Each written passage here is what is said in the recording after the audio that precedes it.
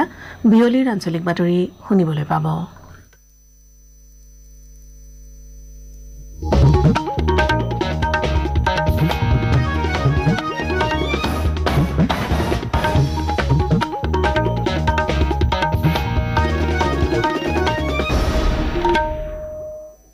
এয়া আকাশবাণী বিয়লিৰ আঞ্চলিক বাতৰি পঢ়িছো গায়ত্ৰী শৰ্মা চক্ৰৱৰ্তীয়ে। লোকসভা নিৰ্বাচনৰ কাইলৈ হ'বলগীয়া ভোটগণনাৰ প্ৰস্তুতি প্ৰায় সম্পূৰ্ণ হৈছে।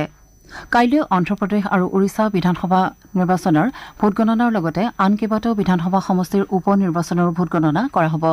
পুৱা 8 বজাত ভোটগণনা আৰম্ভ হ'ব।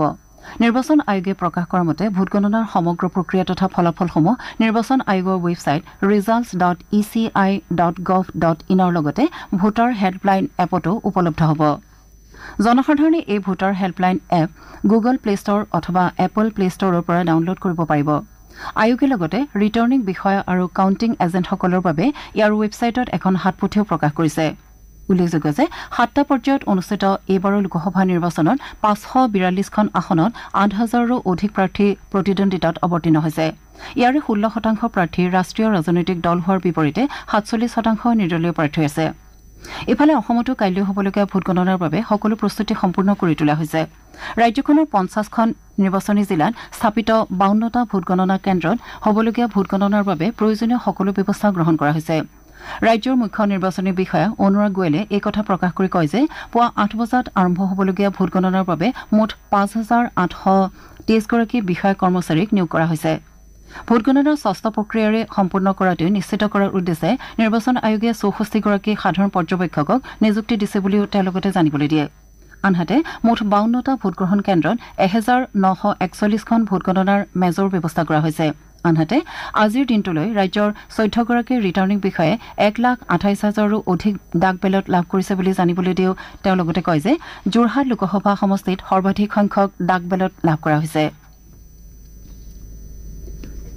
লোকসভা নিৰ্বাচনৰ কাইলৈ হ'বলগীয়া ভোটগণনাৰ বাবে সমগ্ৰ দেশজুৰি প্ৰস্তুতি প্ৰায় সম্পূৰ্ণ হৈ উঠিছে।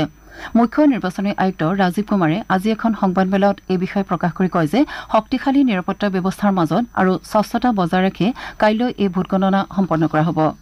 মুখ্য নিৰ্বাচনী আয়ুক্তগৰাকীয়ে লগতে ৰিটাৰ্ণিং বিষয়া টেবুলত গণনাকাৰী এজেণ্টসকলক উপস্থিত থাকিবলৈ অনুমতি দিয়া নহয় বুলি একাংশ সংবাদ মাধ্যমত প্ৰকাশিত বাতৰিৰ সত্যতা অস্বীকাৰ কৰে। তেওঁ কয় যে এজেণ্টসকলকো অনুমতি প্ৰদান কৰা হৈছে। তদুপৰি নিৰ্বাচন আয়োগৰ ৱেবছাইটত ভোটগণনা প্ৰক্ৰিয়াৰ বাবে প্ৰয়োজনীয় নথিসমূহ লাভ কৰিব পৰা যাব বুলি তেওঁ জানিবলৈ দিয়ে। তেওঁ কয় যে এইবাৰৰ নিৰ্বাচনত 64 কোটি 20 লাখৰো অধিক ভোটদাতাই ভোটৰ অধিকাৰ সাব্যস্ত কৰি অভিলেখ সৃষ্টি কৰিবলৈ সমৰ্থ হৈছে। নতুন দিল্লীত আজি অনুষ্ঠিত এখন সংবাদমেলত মুখ্য নিৰ্বাচন আয়ুক্তগৰাকীয়ে লগতে কয় যে এইবাৰৰ নিৰ্বাচনত 31 কোটি 20 লাখৰো অধিক মহিলা ভোটদাতাই নিজৰ ভোটৰ অধিকাৰ সাব্যস্ত কৰে আৰু এই সংখ্যা বিশ্বৰ ভিতৰতে সৰ্বাধিক। তেওঁ কয় যে এইবাৰ মাত্ৰ 39টা ভোটগ্ৰহণ কেন্দ্ৰত পুনৰ নিৰ্বাচন অনুষ্ঠিত কৰিবলগীয়া হয়। ইয়াৰ আগে 2019ৰ সাধাৰণ নিৰ্বাচনত 540টা কেন্দ্ৰত পুনৰ ভোটগ্ৰহণ অনুষ্ঠিত হৈছিল। তেওঁ কয় যে এইবাৰৰ নিৰ্বাচনত ঝাৰখণ্ড, ছত্তীশগড়, ওড়িশা, মহাৰাষ্ট্ৰৰ লগতে পশ্চিমবংগ, মণিপুৰ আৰু জম্মু কাশ্মীৰত কোনো গুৰুতৰ হিংসাত্মক ঘটনা সংঘটিত হোৱা নাই। নিৰ্বাচনী আচৰণবিধি উলংঘাৰ সৈতে জড়িত 495টা অভিযোগৰ ভিতৰত 90%তকৈ অধিক নিষ্পত্তি কৰা হৈছে বুলিও তেওঁ জানিবলৈ দিয়ে। চি ভিজিল এপযোগে নিৰ্বাচনী আচৰণবিধি উলংঘাৰ 4,36,000টা অভিযোগ লাভ কৰা হৈছিল বুলিও তেওঁ লগতে উল্লেখ কৰে। শ্ৰীকুমাৰে ভোটদাতাসকলৰ নিৰ্বাচনী প্ৰক্ৰিয়াত সক্ৰিয় অংশগ্ৰহণৰ বাবে ধন্যবাদ জ্ঞাপন কৰি ভোটদাতাসকলেহে প্ৰকৃত বিজয়ী বুলি মন্তব্য কৰে। লোকসভা নিৰ্বাচনৰ ভোটগণনা সুকলমে সম্পন্ন কৰাৰ বাবে ৰাজ্যজুৰি প্ৰস্তুতি সম্পূৰ্ণ কৰি তোলা হৈছে। ৰাজ্যৰ 52টা কেন্দ্ৰত কাইলৈ পুৱা 8 বজাৰ পৰা ভোটগণনা আৰম্ভ হ'ব।